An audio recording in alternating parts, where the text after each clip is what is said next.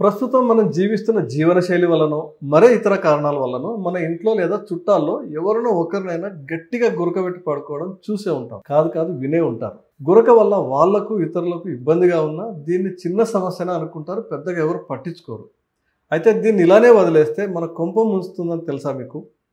అసలు గురక వల్ల ఎటువంటి అనారోగ్య సమస్యలు ఉన్నాయి, దీనికి డయాబెటీస్కి సంబంధం ఏంటి, ఈ వీడియోలో తెలుసుకుందాం. నమస్తే అండి, నేను మీ doctor Sudheer Reddy, Wish health lifestyle clinics, Hyderabad. ఇక విషయానికి వస్తే మొట్టమొదటిది గురక రావడం. ఎక్కువ కాలం గురక ఉన్న వాళ్ళలో 30 నుండి 40% మందిలో అది అబ్స్ట్రక్టివ్ స్లీప్ అప్నియా అనే ఒక సమస్యకు దారితీస్తుంది. అదేంటంటే అబ్స్ట్రక్టివ్ స్లీప్ అప్నియా వచ్చిన వాళ్ళు నిద్రపోయినప్పుడు గురక పెట్టే సమయంలో సడన్గా కొన్ని క్షణాలు శ్వాస ఆగిపోతుంది, తర్వాత మళ్ళీ వెంటనే ప్రారంభమవుతుంది. అయితే తరచూ ఇలా జరగడం వల్ల సరైన నిద్ర ఉండదు. వారు నిద్రపోతున్నామని అనుకుంటారు. ఈ నిద్ర లేకపోవడం వల్ల మన రక్తంలో ఆక్సిజన్ లెవెల్స్ తగ్గి శరీరంలో ఇన్సులిన్ పనితీరుని బాగా దెబ్బతీస్తుంది. దీని కారణంగా రక్తంలో గ్లూకోజ్ స్థాయిలు పెరిగిపోతాయి. దీంతో క్రమేపీ టైప్ 2 డయాబెటీస్ వచ్చే అవకాశం ఉంది. రెండవది ఊబకాయం. ఈ ఊబకాయం సమస్య వల్ల నిద్రలో మార్పులు రావడం వల్ల శరీరంలో లెప్టిన్ అండ్ గ్రెహ్లిన్ అనే ఒక హార్మోన్స్ ప్రభావితం అవుతాయి. దీని ఫలితంగా విపరీతంగా ఆకలి పెరిగిపోతుంది. దాంతో ఊబకాయం వచ్చే అవకాశం ఉంటుంది.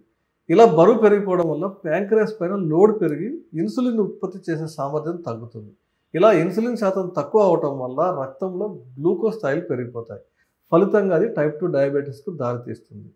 అంతేకాకుండా ఇన్సులిన్ రెసిస్టెన్స్ అనే సమస్య వల్ల కూడా ఈ సమస్య ఎక్కువ అవుతుంది. అంతేకాకుండా గురక సమస్య, స్లీప్ ఆప్నియా, డయాబెటీస్, కొలెస్ట్రాల్ సమస్యలు ఒకదాని వెనుక మరొకటి రావటం మనం కామన్గా చూస్తూ ఉంటాం. కాబట్టి మిత్రులారా, మీకు గురక రావటం, నిద్రలేమి సమస్య ఉండటం లేదా బరువు తగ్గడానికి మీ ఇంట్లో ఉండే ఆహార పదార్థాలతోనే సైంటిఫిక్ డైట్ చార్ట్ లేదా ట్రీట్మెంట్ కావాలనుకుంటే వెంటనే స్క్రీన్ పైన కనిపించే నంబర్కి కాల్ చేయండి.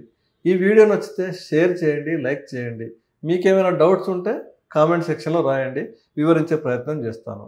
మరిన్ని మంచి వీడియోల కోసం ఛానల్ సబ్స్క్రైబ్ చేయండి. మరో మంచి వీడియోతో మళ్ళీ కలుద్దాం. నమస్తే.